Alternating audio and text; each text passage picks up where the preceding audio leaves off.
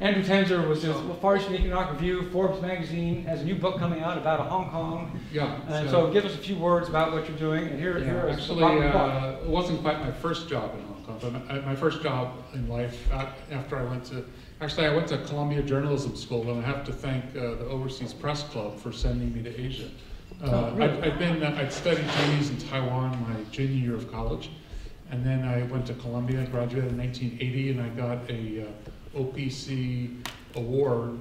I think it was $3,000. Oh, scholarship! Scholarship. To pursue a project in Taiwan. And that's what brought me to Asia. And I very quickly started working for the Far Eastern Economic Review. I replaced someone named Phil Kurata, I remember, who was kicked out by the Taiwan government, which wasn't too friendly to journalists in those days.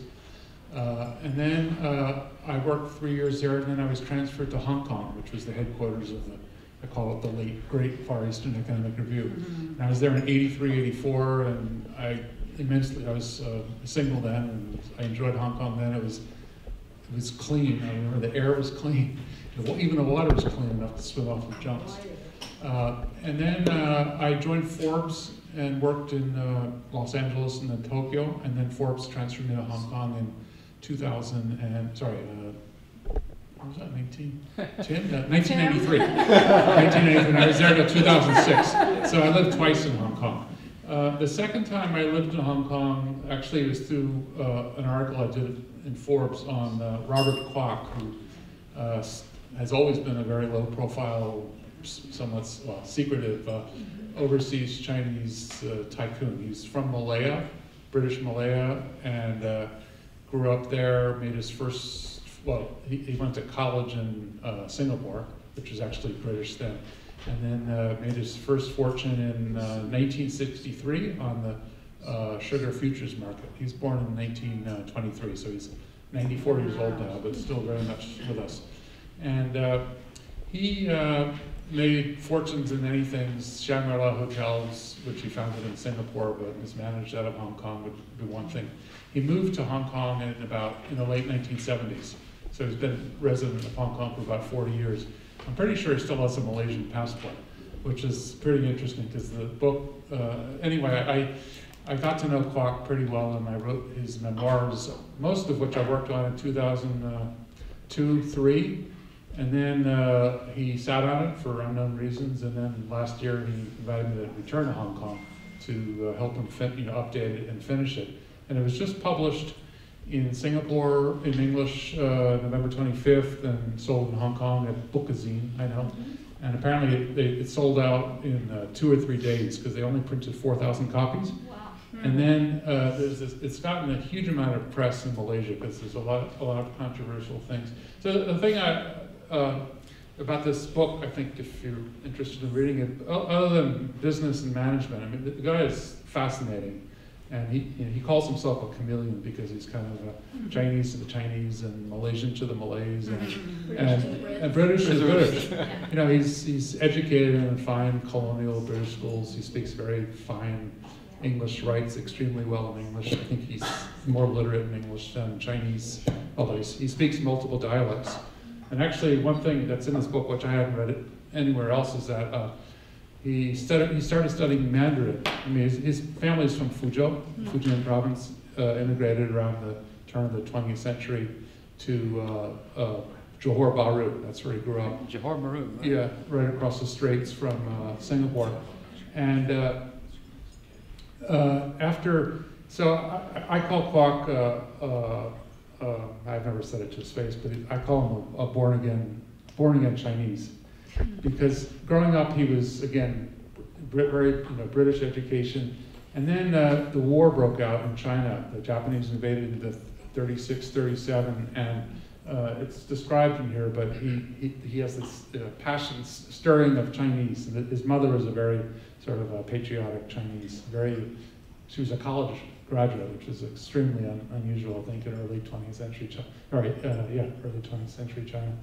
So he comes of age, and then he's in college when the bombs, Pearl Harbor Day, which is December 8th, start falling, and then college is let out. I just think Lee Kuan Yew was one of his classmates, and many of the future Malay prime ministers are his classmates, which is actually a lot of the controversy in the Malaysian press now is about what he's saying about the former ones versus the current ones. So he becomes, he goes home and he actually works for Mitsubishi Corp. But I started to say he studied Mandarin before he entered Raffles College in Singapore, which I think actually is one of the keys for, he was just about the earliest, biggest overseas Chinese investor in China. In fact, he told me, I don't think it's in the book, he said that Zhu Rongji told him once, this would have been about 15 or 20 years ago, that he was the largest foreign investor in China because he had a lot of property development in China. Why is that not in the book? Well, he's very, he's very modest. It could be. I mean, you know, he's probably been overtaken by now. But I mean, he has many billions. In fact, he's been doing business in China since the 1950s. There's a lot of sort of that would be controversial. News in here. So you know, during the Cultural Revolution, he helped supply food for China when they had starvation, including sugar. So he made his first fortune in sugar and was known as the Sugar King in the 1960s.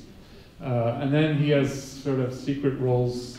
It's also described in the book as a conduit between China and like Malaysian government to terminate the Malayan Communist Party, which his brother was a member of. He was chief of propaganda and was killed by the British during the, I guess you call it, Civil War. And so then he moved to Hong Kong, as I said, about 40 years ago, and many of his businesses were built up in Hong Kong, mostly China-oriented. But I think the interest, besides the business in here, is there's a lot of history. There's eyewitness history, witness to Japanese atrocities in Malaya and Singapore. And then the British colonial period, I would say he has a love-hate relationship with the British. You know, he made a lot of his best friends, a lot of his early trading partners were British. He's British educated, but he has lots of problems with the British. And then he was... Andrew, yes.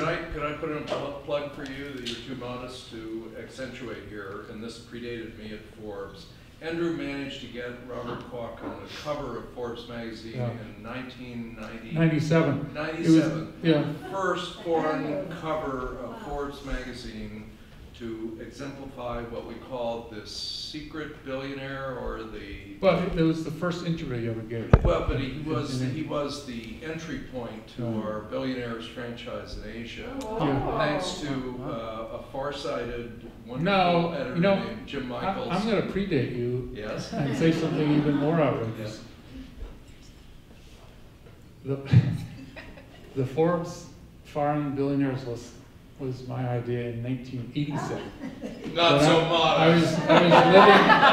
No, it's a bit of a sore point because none of the Forbes family ever recognized it ever. So thank you.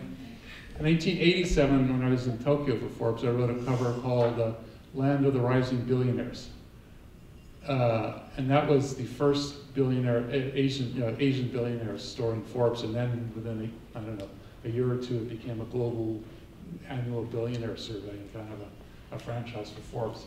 So it was actually 10 years before that. Well, if you'll donate that book to the OPC, we'll review it. Well, get us a copy. Oh, so I want to say, it's being December 22. There's 35,000 more copies on sale in Asia. It will not be released in the U.S. until March, or UK, or Hong Kong, or Australia. The Chinese version. You can't buy it. No, unless you have contacts in Asia can send it to you. March 28th, I think. All right, we'll get us a copy. And then the Chinese is already on sale in Hong Kong. It's a China publisher, but it's still awaiting approval in China, apparently. But it's, good luck on that. Okay, thanks very much. Thank you, Andy. So that concludes our formal presentation. So